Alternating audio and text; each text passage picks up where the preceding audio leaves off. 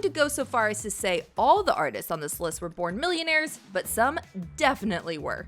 No judging here. Everyone we're listing has worked hard for their success.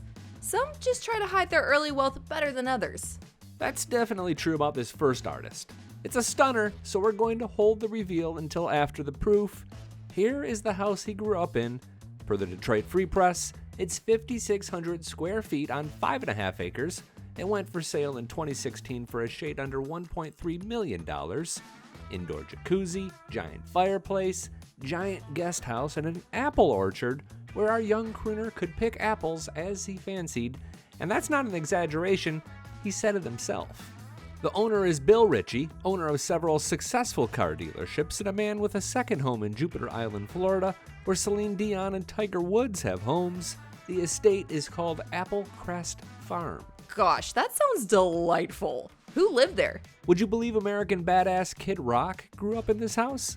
Yeah, the whole straight out of the trailer park story isn't accurate, but we went all in on his name being Kid Rock, so why should this offend us? Let's keep it redneck. I'm in. This one is not surprising, so I'll keep it brief. Hank Williams Jr. is the son of Hank Williams, who may consider to be the godfather of country music. Before his death at age 29 in 1953, he'd already recorded and written legendary songs like Cold Cold Heart, Your Cheating Heart, and Hey Good Lookin'. Those songs paid and also gave Hank Jr. a repertoire to play with as he began his career. That's exactly what he did. By age 8, he was on stage singing those songs and making a good living for the family doing it. I think it's important to understand that with Hank, Kid Rock, and so many artists on this list, they had a nice head start, but it took a lot of work to become a superstar. Elle King is next. She's new to country after crossing over from pop and Americana. Technically, she wasn't born rich, as her father, actor Rob Schneider, hadn't become famous yet in 1989, but he would very soon. By 1990, he was starring on Saturday Night Live and then taking roles in Adam Sandler movies like The Waterboy, Deuce Bigalow, and Big Daddy. Lately, he's done more voice work than anything, including the title role of the animated movie Norm of the North. It's about a polar bear in New York City. Highly recommend.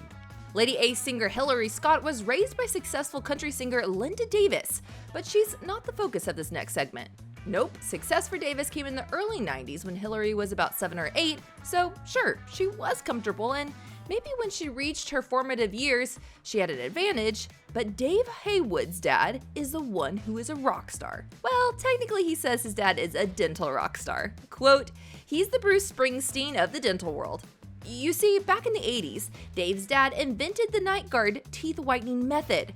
And that sort of blew up over the next 20 years. He was even on 2020 about it one time.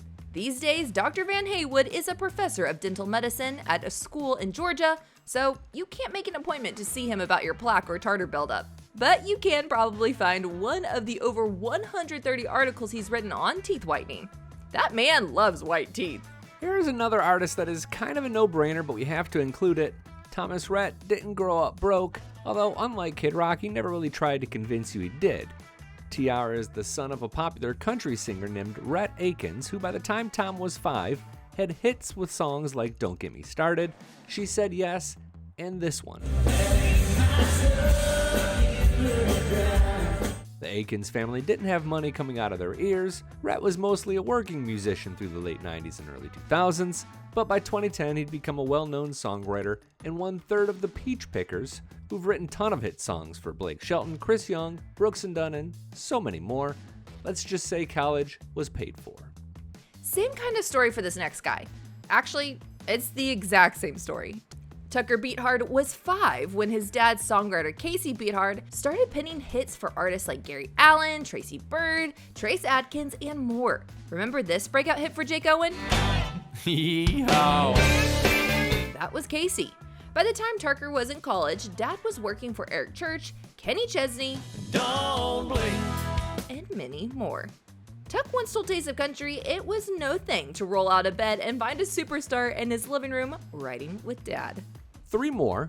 Admittedly, we don't know a whole lot about the lifestyle this next artist enjoyed growing up, and she's sort of new. Carolyn Jones was a successful solo artist who, in 2022, became an official member of the Zac Brown Band. She's about as humble as they come and very talented. From age 9 or 10, she was studying music in a significant way, learning jazz, opera, plus instruments like the guitar, banjo, mandolin, and more.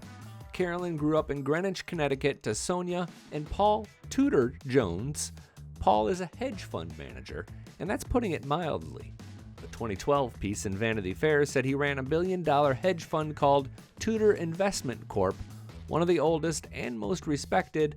Over 25 years, it averaged gains of over 21%, which, holy crap. At the time, Forbes said his net worth was $3.2 billion. Wowza. That reminds me of Scott Kingsley Swift. It's been exaggerated, but the family was clearly well off as she grew up in Wyoming, Pennsylvania. Here is their house, about 3,500 square feet, worth $800,000 in 2022. It's a nice place, but not a mansion. Scott was a stockbroker for Merrill Lynch, but the big money came when he invested in Scott Borchett's Big Machine Records. Eventually, he'd cash out in 2019 for $15 million, but that was long after Taylor had moved on. So she did grow up rich, but not Maserati rich. I have one more, and I want you to hold judgment until the end because this story is fascinating. Parker McCollum grew up rich and, in his words, really lazy. Talking to Justin Moore on the Justin Moore podcast, Parker admits he was 21 or 22 before he started to apply himself mentally. His grandfather had a ranch he spent a lot of time on growing up, but his dad was also very successful in Conroe, Texas. So successful, in fact, he offered to buy Parker a tour bus and all the fixins, plus put his band on salary before Parker even had a band. That's like $500,000, give or take. Parker turned it all down, saying he knew by that point nobody would respect him if he showed up like that. He started to do the hard work of being a songwriter and a touring artist, and he found some success locally in Austin, then flourished in Nashville. It kind of looks like growing up rich was a bad thing for Parker, although, of course, there are worse ways to grow up. I'm Addison Aker for Taste of Country. Thanks for watching, and as always, thanks for subscribing. I've interviewed you a few times, and I've always been nervous to ask you about that, about your dad. Yeah, why? I don't know. I've always been I don't know. Yeah. I don't want to offend. I don't know. Offend me? But now that I saw it on there, I was like, yo, because Rob Schneider's the man. Is he? Yeah. No, my dad's funny, and he's so proud of me, and it's pretty, I don't know, it's weird. Does he like your music? He loves my music. That's nice. Yeah. I mean, at least 3 times a week. He's like, please send me the album. No, you play it for people. I am not sending it to you. No. He's very proud of me. It's nice.